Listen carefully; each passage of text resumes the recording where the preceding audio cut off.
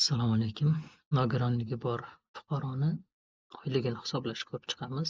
Hisoblash shu tartibda bo'ladi. Misol uchun 5 million oylik bo'lsa, imtiyoz 380 Soliq kodeksi bo'yicha 3-qismi bo'yicha shunaqa berilgan. 3 baravar murod. Eng kam ish haqini 3 baravaridan oshgan summadan olinadi.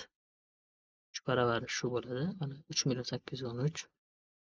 Uni ayirib tashlaymiz. 5 millionni ayiramiz buni. Qoldiq summa 1.187. Uni 12% to'lanadi. Soliqga shu to'lanadi. Qo'lga tegan shu. Qo'lga tegani 4.856.560 so'm bo'ladi. 11 buni tartibini ko'rib chiqamiz. Mana Karimova Malika misolida ko'ramiz. Zarflikka kirib, sotrudnikimiz olingan.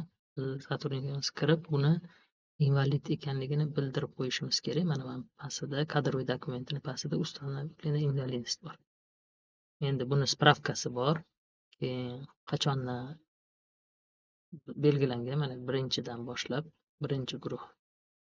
Boyagi qoida birinchi va ikkinchi guruh nogironga tegishli, uchinchiga ishlamaydi bu qoida, lugota. Uni belgilandi. Srok действия bu birinchi bo'lgani uchun umrining oxirigacha ligotani qo'yib qo'yamiz. Okey bosdik. Keyingi ishimiz zarplata kadriga kiramizda все документы по НДФЛ degan hujjatni ochamiz. Buni ochgandan keyin buni ichida заявление на вычеты по НДФЛ deb belgilaymiz. Belgilaganimizda sotrudnikimizni tanlaymiz. Sotrudnikimizni tanlagandan keyin изменить личный вычет. Bu вычет degani hisoblangan summadan chiqarib tashlash ma'nosida, ya'ni shu summani chiqarib yuboramiz degan. Bit vычетani bu yerda juda ko'p ro'yxat bo'ladi. Shuning uchun poiskga borib invalidность deb qidirsak, invalid topib beradi. Mana invalid детства yoki birinchi, ikkinchi guruh kodtarochilik ko'ramiz. Bo'ldi. O'shani belgilaymiz. 380-statya 3-bo'lim. Belgiladik. Buni galochka qo'yib qo'yamiz.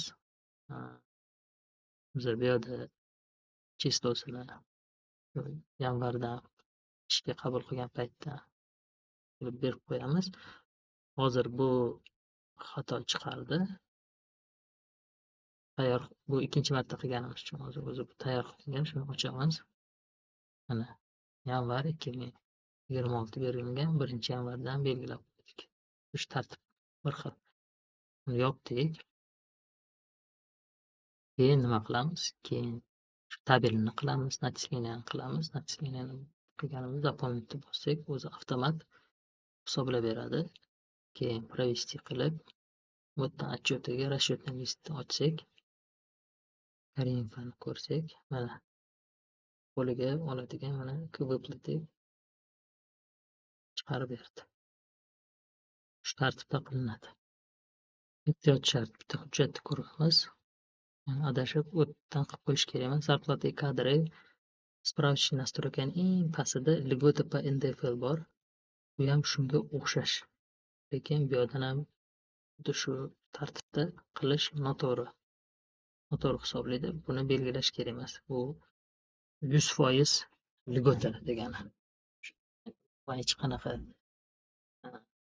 soliq umuman to'lamaydigan holat bo'lsa, shu payt tanlanadi. Invalidnostga videoni boshida ko'rsatganimizdagi tanlanadi.